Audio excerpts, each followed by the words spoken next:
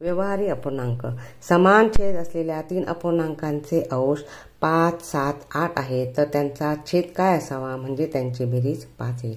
आता या ठिकाणी क्लुप्ती दिले छेद समान असल्यास अपूर्णांकाचे छेद समान असल्यास अंशांची बेरीज करायची भागिले अपूर्णांकाची बेरीज।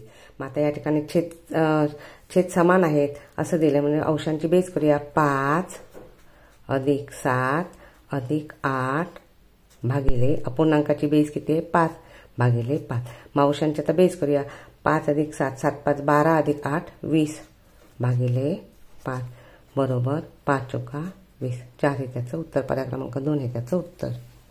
3 अपूर्णांकाचे छेद समान असून त्यांचे अंश अनुक्रमे 6, 11, 13 असून त्यांची बेरीज 15 येत असल्यास छेद काय असावा। आता या ठिकाणी आपल्याला छेद काढायचा आहे।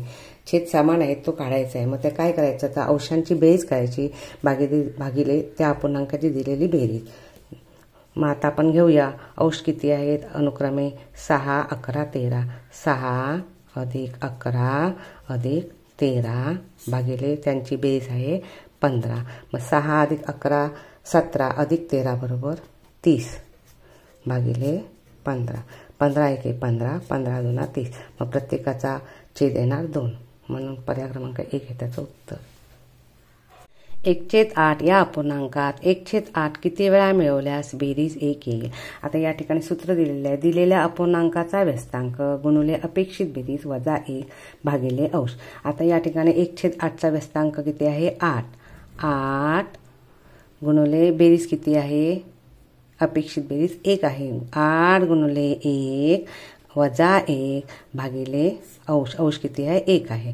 मग आता आपण गुणाकार करूया। 8 × 8 वजा 1 भागिले 1 बरोबर 8तून 1 गेला राहिले 7/1 म्हणजे 7 म्हणजे 1/8 मध्ये 1/8 7 वेळा मिळवल्यास बेरीज 1 येईल म्हणून पर्याय क्रमांक 2 हे त्याचं उत्तर।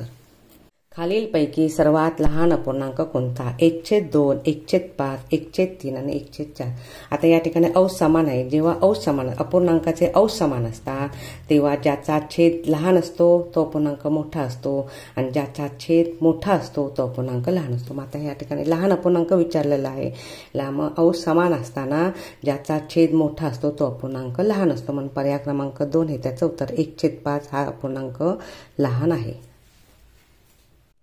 2/3 + 1/3 + 7/3 या अपूर्णांकाचा सममूल्य अपूर्णांक कोणता। या ठिकाणी हे अपूर्णांक मी इथे मांडून घेतलेले आहेत। यांची बेरीज करायची आहे। छेदस्थानी 3 समान आहेत।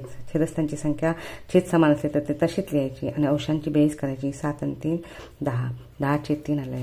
आता 10/3 येण्यासाठी या अपूर्णांकामध्ये कोणता अपूर्णांक आहे तो शोधायचा आहे। ह्या अपूर्णांकाला 10/3 होऊ शकणार नाही। हा पण नाही हा पण नाही। ह्या होऊ शकतो कारण ह्याला समान संख्येने आपण भागू शकतो। आपण खाली घेऊ यायचं 50/15। आता ह्या संख्येला आपण 5ने भागू शकतो कारण 5च्या पाड्याने भागल्यानंतर समान संख्या तयार होणार आहे। या ठिकाणी येईल 5ने 50ला भागलं 10 5 50 आणि 5ने 15ला भागलं 3 5 3 15 10/3 आलेलं आहे म्हणून पर्याय क्रमांक 4 हे त्याचं उत्तर।